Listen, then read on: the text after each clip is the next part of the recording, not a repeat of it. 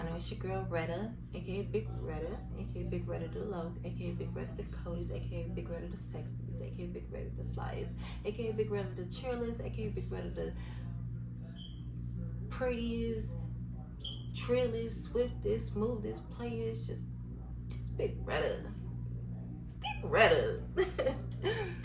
Y'all know, act like y'all know, cause y'all know.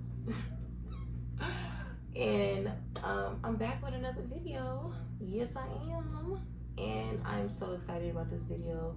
I truly enjoyed making this video, and I'm so excited to bring this video to you guys finally. I've been trying to record this video for forever.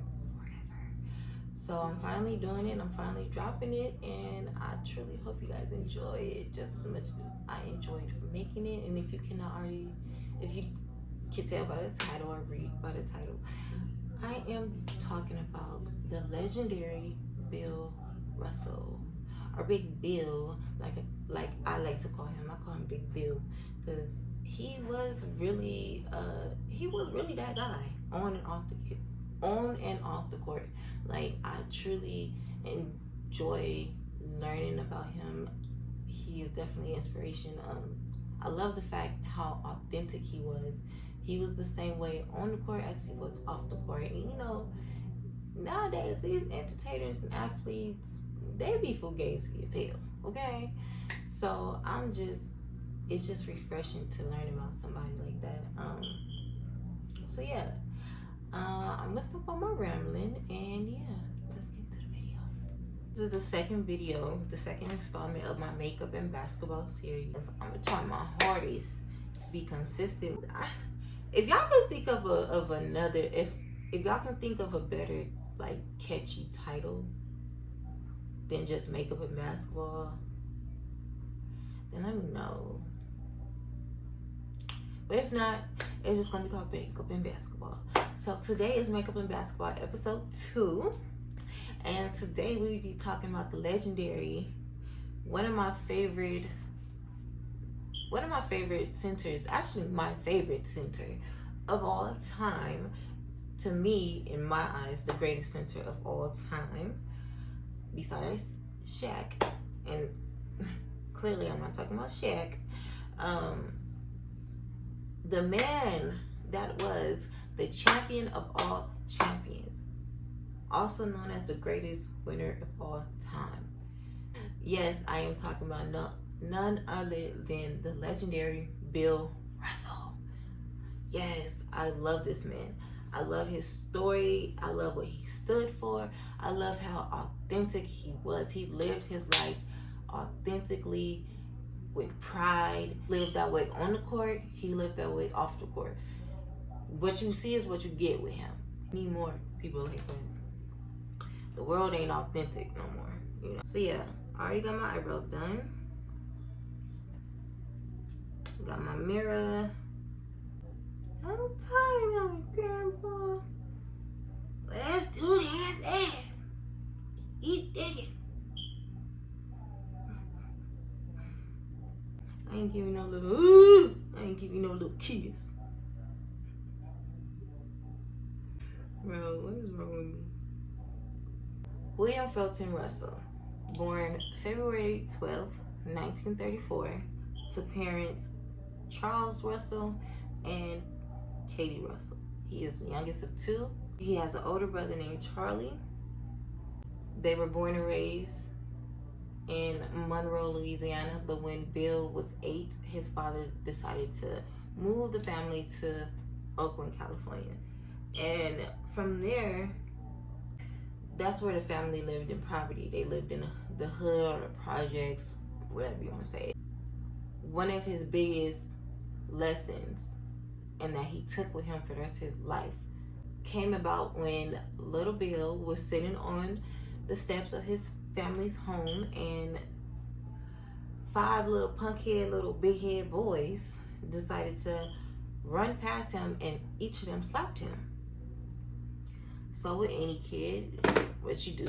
Cry, you run upstairs to your parents, you tell them what happened. He told his mama. And you know what Miss Katie did? Miss Katie was OG. Like, she was OG. Like, Miss Katie wasn't taking nothing, nada. She wasn't taking no bull. So what Miss Katie did was,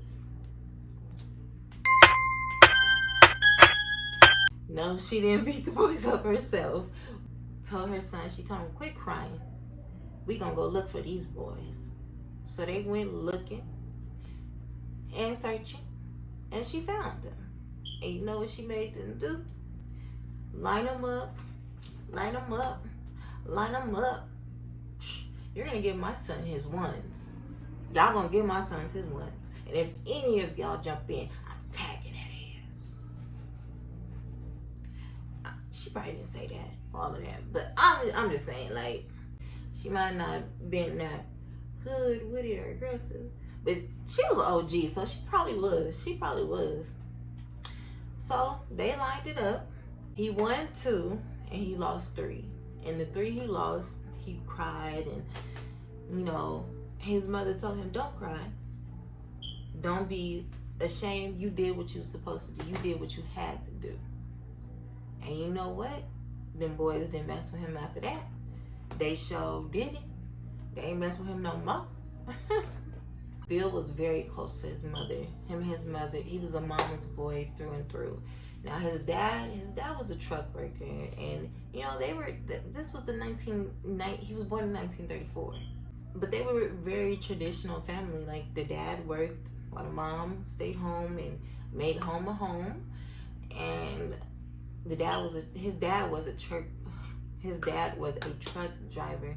So he was gone a lot. But he made sure them bills was paid. He made sure his kids didn't. Yes, they lived in the projects, but I mean, he did the best he could. When I was researching him, because I'm pretty sure some of y'all like, if his name William, how did they? Because I thought the same thing. I'm like, if his name William, where did he get Bill from? I couldn't find it nowhere. I'ma still look. If I can find it while I'm editing, I will put it in how they got the name Bill from William. But yeah, besides the point. His dad was very stern. He was very strict. You know, like I said, traditional. When Bill was 12, his mother sadly passed away. And as you can imagine, a 12-year-old little boy that's close, he's a mama's boy, he's super close to his mom. You can just imagine the trauma and the emotional scars that it left on him. It was a very hard time for them. And it allowed for him and his dad to grow closer. His dad quit being a truck driver, and he went to go work in a workshop. He became a steel worker, and he did that so he could be closer to his kids and spend more time with them. You know, he had to step it up. He didn't have nobody to help him. You know, he had to do it on his own. From then on, little Bill and his brother Charlie and his dad went on with their life. Fast forward to high school is where Bill really started to get into sports and basketball and stuff. It's like nobody had ever seen someone his size play defense as good as he did. He went to Clemens High School, and then from Clemens, he went to the University of San Francisco. He led his team to 2 NCAA titles. I'm saying my boy was bad. He was bad now. After he led the University of San Francisco to 2 NCAA titles, you can just imagine what happened after that. Ding, ding, ding, he got drafted. In 1956, he entered the NBA draft, and he was drafted. First round, second pick overall. But pause right there, because not only was he drafted in 1956, he also won his first Olympic gold medal in 1956 at the Olympic Games in Melbourne, Australia. And from then, back now, unpause. He entered the draft in 1956, and he was drafted first round, second pick overall by the St. Louis Hawks. I put my e.l.f. Holy Hydration face cream on my face for moisturizer, and now I'm about to go in with my e.l.f. Power Grip Primer. Ladies, do not sleep on e.l.f. Just because e.l.f. is very inexpensive, do not sleep on them. Like, for real. If you like the Milk Hydro Grip Primer, but you don't want to be spending $35 all the time for a primer, get this. It's a dupe for it. Works just as good as it. And guess how much it is? $8.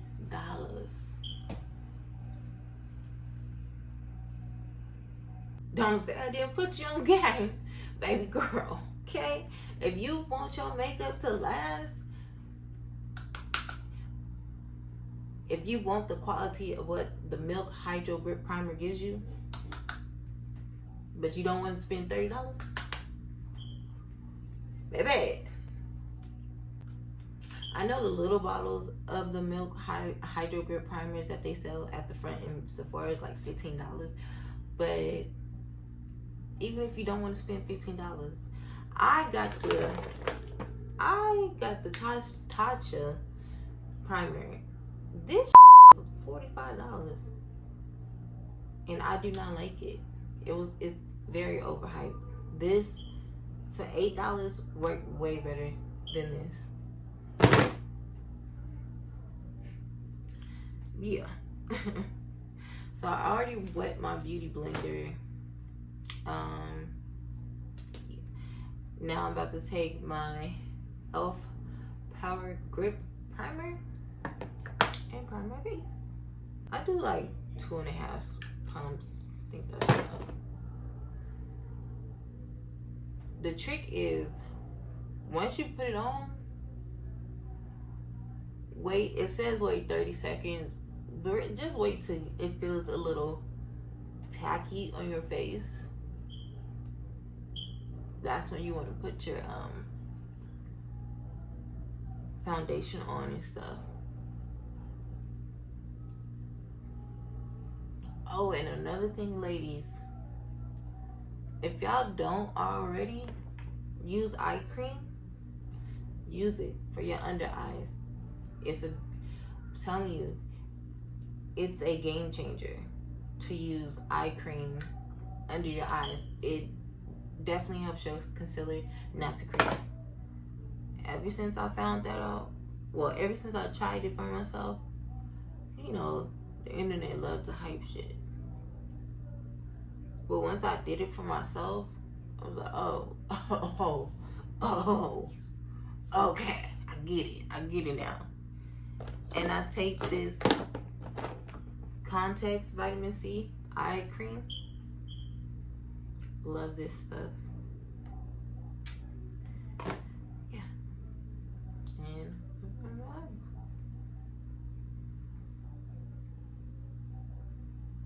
this is another good primer.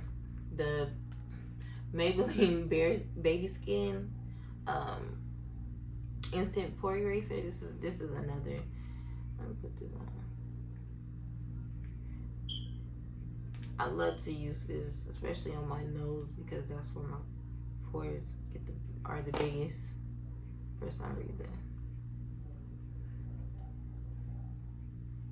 Yes, 1956, he was drafted to the St. Louis Hawks, but as he was drafted to the St. Louis Hawks, the St. Louis Hawks made a deal with the Boston Celtics, and the St. Louis Hawks traded Bill Russell for Boston Celtics two-star players.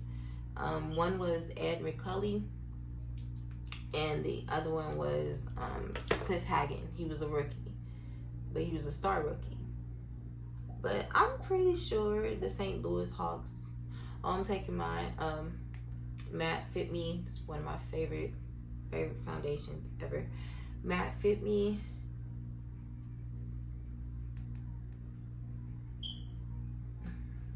This is normal to oily. No, this is not the one I need. I'll use a little bit, cause yeah. Oh, I said a little bit. So where's another one? This ain't it.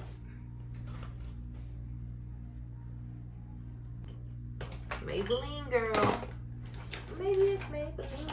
Show is, baby. Show is. Oh my god, I can't find it. I can't find it. I can't find it, cause I can't find it.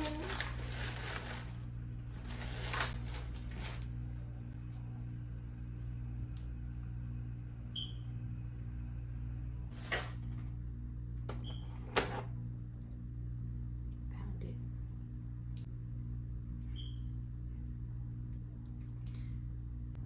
Just a few months with Bill playing for the Boston Celtics, he led them to their first championship ever. And against who? Out of all teams, who did they play in that finals? The St. Louis Hawks. I know they felt dumb just as I just felt dumb right now doing all that extra shit. The foundation was right in my face. In my defense, the mirror was blocking it, okay? Don't chew me up in the comments, guys. Okay? So yeah, he led the Boston Celtics to their first ever championship. Going back to the draft, Bob Cousy, first of all, the head coach at the time of Boston Celtics, Red Auerbach, he knew what he was doing. He gave up his star players so easily because he knew what he was getting. Bob Cousy said it the best. They were getting way more than just a defender and rebounder. And he was right. Because not only did Bill Russell redefine the game defensively, I took my LA Pro Girl concealer and starting in 1959, that's where Bill started off his still unmatched in any sport. No other sports team has ever matched this run. Starting in 1959, that's where Bill led his team to not one, not two, not even 4 or 5, but 8 consecutively NBA titles.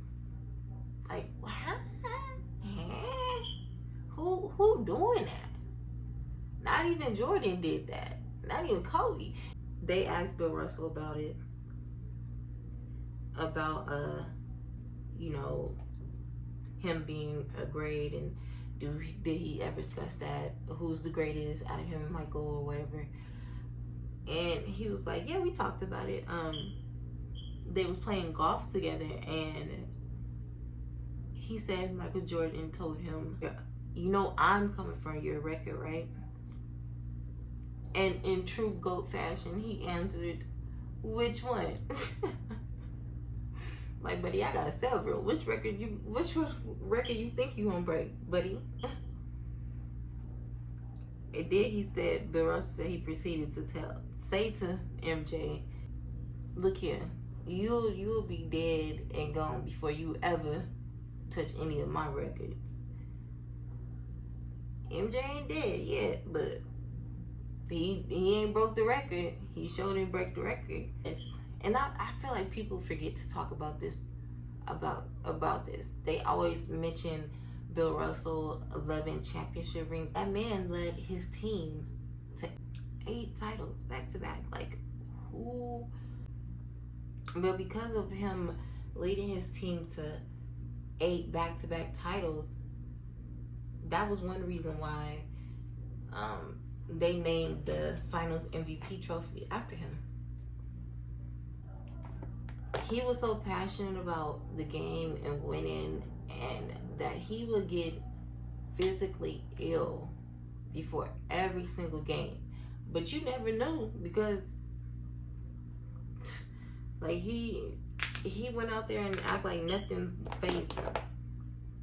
But even though Bill Russell and the Celtics dominated the 1960s, 60s, they still had to face what the rest of the world was facing at that time, and that was segregation and fighting for equal rights. Like, you know, people bring up Jackie Robinson, Jesse Owens, Muhammad Ali, but people forget that Bill Russell was one of them athletes too. He was one of the biggest athletes at that time that spoke up for us, spoke up for black and brown people. Like, another thing his mom taught him at his young age, before she passed, she taught him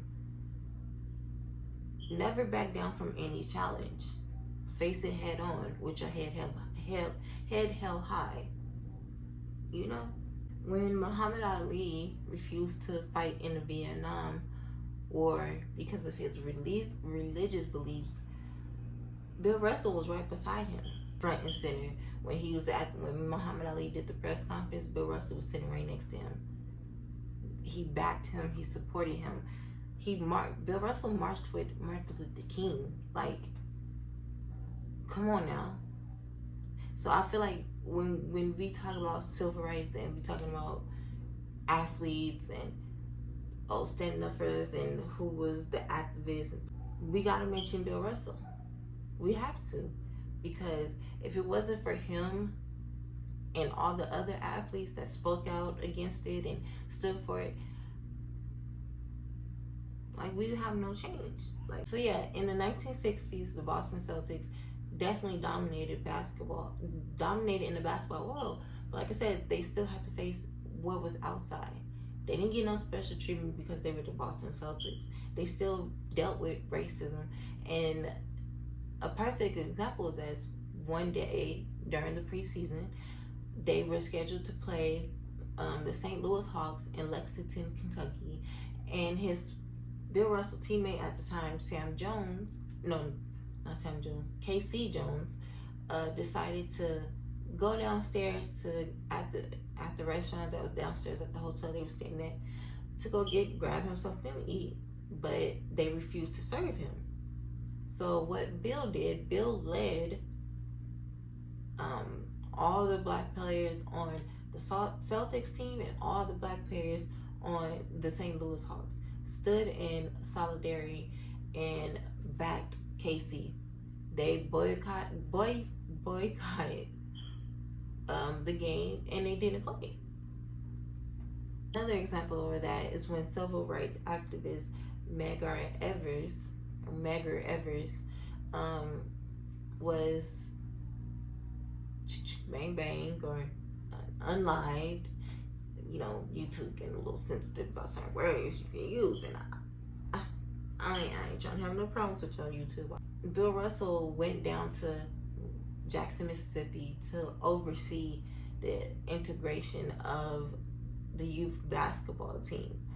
Like, one of the most ignorant questions I ever heard.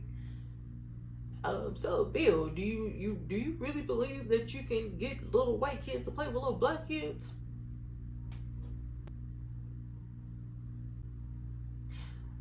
But like with everything, Bill answered with grace. And he answered. He said, yes, I believe I can.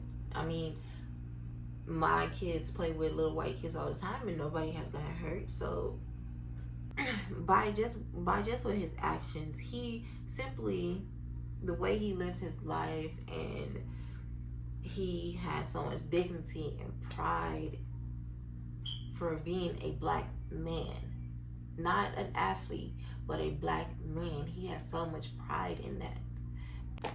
You know, Jackie Robinson, the first African American man to break the color barrier in MLB sports, and I believe he was the first to break the color barrier in any sports. He said Jackie Robinson got us from point A to point B. Now it's my job not to go back to point A, but to start at point B and get us onward. And he did that.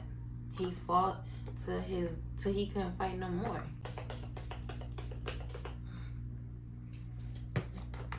I like to spray like during in between makeup, me doing my makeup steps. I like to spray some setting spray.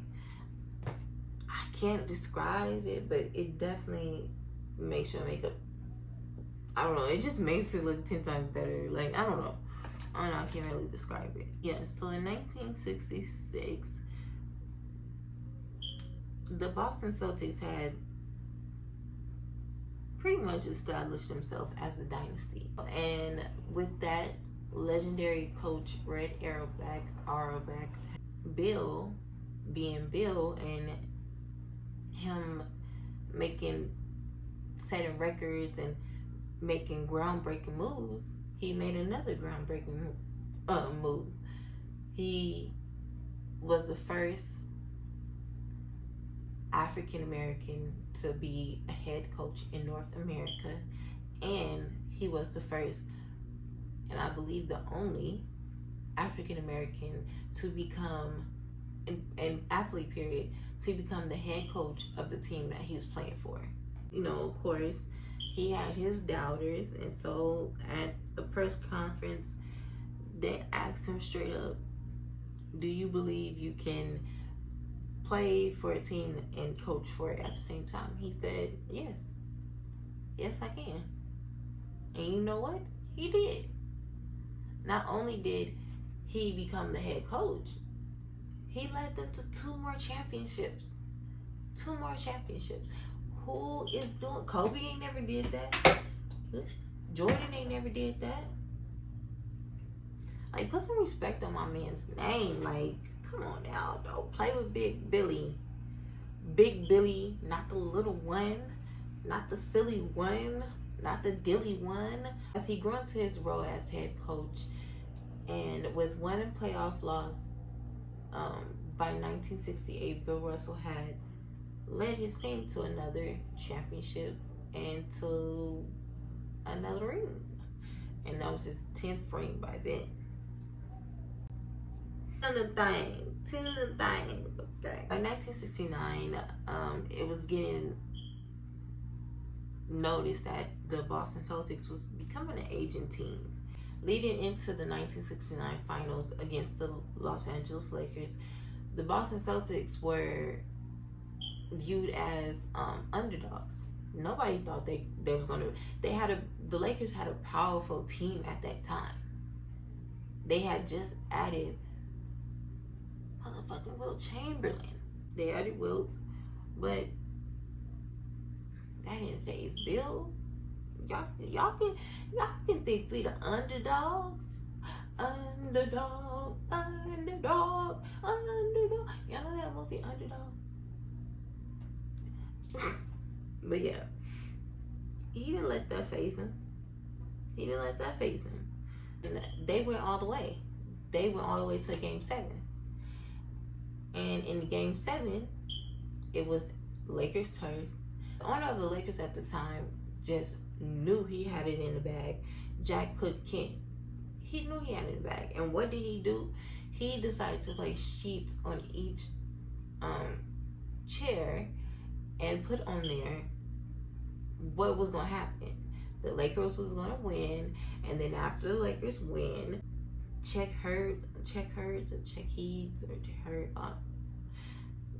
He was the interviewer. He was going to interview Elgin Baylor, Jerry West, and Wilt Chamberlain, in that order. Sam Jones, however, who was a teammate of the Boston Celtics, of Bill Russell on the Boston Celtics, he caught wind of this. And you know what he did? He told Big Bill what the plans was. Oh, and also the Lakers were going to it was a whole bunch of balloons that was going to drop from the ceiling once they won. You know what Big Bill said? Well, a few things. It is humanly impossible for the Lakers to beat us. The Lakers will not win. They will not win. And it's going to be fun to watch them pick up them balloons one by one. Yo, I love this guy. I swear. And you know what? He talked his smack, but he backed it up. The owner told everybody, he put it on their chair. Yeah, we gonna win. And the balloons gonna do it. Whoop, whoop, whoop, whoop. So I bet it was enjoyable to watch them pick up each balloon one by one. So yeah, like I was saying, in 1969 was the last year. That's when he won his last and final ring. That also was the last year he was the head coach of the Boston Celtics, but that was not the last time he coached. After that, from 1973 to 1977, he coached the Seattle Supersonics, and then from there, from 1987 to 1988, he coached the Sacramento Kings. And then from there, he retired. Occasionally see him at front rows of the Boston Celtics games, always front row and center of the NBA All-Star weekend. I'm taking my CoverGirl concealer. I like this concealer, but baby, you gotta work fast with this one. Cause when that shit dry, it is so hard to blend. So sadly, as we know, on July 31st, 2022, Bill Russell was called home to be with the Lord. He was survived by his fourth wife, Janine, and his 3 kids, and I'm pretty sure he had grandkids and stuff. His first wife was his high school sweetheart and the mother of his 3 kids. Her name was Rose, and then from there, he married Miss USA Dorothy. And then from Dorothy, he went on to marry his 3rd wife, Marilyn Notes. I believe that's how you said her last name. And they stayed together until her death in January of 2009. I don't know what year, but from there, that's where he married his final and 4th wife, Janine, and they stayed together until his passing. As y'all know, he was 11-time NBA champion. 8 of those he won consecutively. Okay, put some respect on his name. Okay, and 2 of those he won while he was a basketball head coach. Big Billy, okay? Not the little one, not the silly one, but the biggest, okay? Also, 5-time NBA MVP. He was a 12-time NBA All-Star, 3-time NBA First Team, NBA All-Star MVP, 8-time All-NBA Second Team, 1-time All-NBA Defensive Team. He was 4-time rebounding champ. Okay. NBA Lifetime Achievement Award recipient. He was on every single NBA anniversary team. He had the number 6 retired from not only the Boston Celtics, but every team retired the number 6. 2-time NCAA champion. He was the NCAA Tournament Most Outstanding Player. He was the UPI College Player of the Year, two-time helms Player of the Year. So it's I'm just taking my elf powder and what's it called? I think it's called like the Halo Glow Powder or something like that. He was he was WCC Player of the Year, three-time first team all West Coast Conference. Number 6 retired from the San Francisco Dons. He received the Presidential Medal of Freeman Award. He was the first Black player to be inducted into the Hall of Fame. He is in the NBA Hall of Fame as a player and as a coach. He was the first African American coach in North America, I believe. That's it for Big Billy. Okay guys, that's it for today's video. I hope you guys truly enjoyed watching the video as much as I love making the video. I truly love making videos in general, but I really love this series that I'm doing, Makeup and Basketball, because it's two things in this world that I love the most, or two of the things in this world that I love the most, and that's makeup and basketball.